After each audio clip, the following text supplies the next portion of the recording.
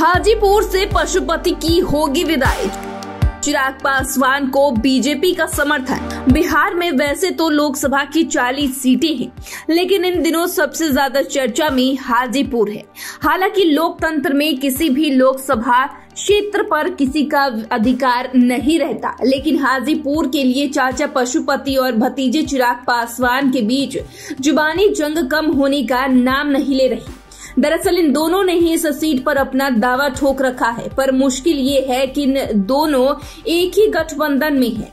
ऐसे में एक ही गठबंधन में रहते हुए दोनों की ख्वाहिश पूरी होनी मुश्किल है। इन सब के बीच चिराग पासवान ने अब कुछ ऐसा बयान दिया है जिससे ये समझा जा रहा है कि हाजीपुर की रेस से पशुपति पारस आउट हो चुके हैं। ऐसे में आइए इस वीडियो में हम चिराग पासवान के बयान का जिक्र करेंगे, जिससे कि पशुपति पारस को झटका लगते हुए नजर आ रहा है। आपको बता दें कि हाजीपुर के लिए वैसे तो बयानबाजी होती रहती है, लेकिन यह विवाद तब चरम पर पहुंच गया जब चिराग पासवान ने अपनी मां रीना पासवान को वहां से उम्मीदवार बनाने का जिक्र किया। इसके बाद तो पशुपति पारस भड़के दिखे और उन्होंने जमुई से चिराग पासवान के खिलाफ उनकी बहन को उम्मीदवार बनाने की बात कह दी, यानी कि हाजीपुर की लड़ाई मां बहन तक पहुंच गई।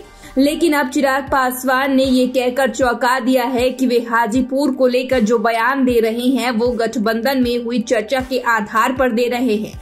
उन्होंने पशुपति पारस पर इशारों में निशाना साधते हुए कहा कि किसी का ये कहना कि वो हाजीपुर से ही चुनाव लड़ेंगे कोई मायने नहीं रखता। उन्होंने कहा कि सीटों के लिए दावेदारी गठबंधन के अंदर होनी चाहिए। चिराग पासवान ने दावा किया है कि वे एनडीए में चर्चा के आधार पर ही हाजीपुर को लेकर दावेदारी पेश कर रहे हैं। उन्होंने कहा कि एक सीट पर एनडीए के 2 घटक दल कैसे चुनाव लड़ सकते हैं, यानी कि चिराग पासवान ने इशारों में ये संकेत दिया है कि हाजीपुर को लेकर बीजेपी की तरफ से उन्हें ग्रीन सिग्नल मिल चुका है। देखिए तो ये पशुपति पारस के लिए किसी बड़े झटके से कम नहीं है। वैसे बात चिराग पासवान की करे तो नीतीश कुमार के एनडीए से अलग होने पर वह बीजेपी की जरूरत भी बन गए हैं। इसका एक बड़ा उदाहरण तब देखने को मिला जब बिहार विधानसभा उपचुनाव में बीजेपी ने चिराग पासवान को अपने पक्ष में प्रचार करने के लिए राजी किया, जबकि चिराग पासवान उस वक्त एनडीए का हिस्सा भी नहीं थे।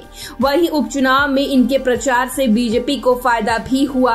उसी वक्त ये साफ हो गया था कि आने वाले समय में चिराग पासवान एनडीए का हिस्सा होंगे, जो कि सही साबित हुआ। हालांकि चिराग पासवान के एनडीए में शामिल होने में काफी देरी हुई।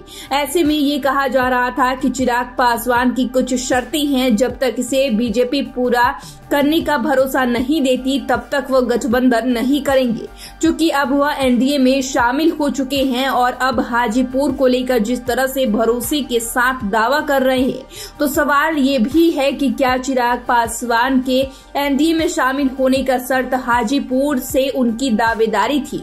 देखिए तो बीते दिनों बीजेपी ने इशारों में चिराग पासवान को दिवंगत रामविलास पासवान का उत्तराधिकारी भी बता दिया था। उसके बाद से ही ऐसा कहा जाने लगा था कि हाजीपुर से पशुपति पारस आउट हो सकते हैं।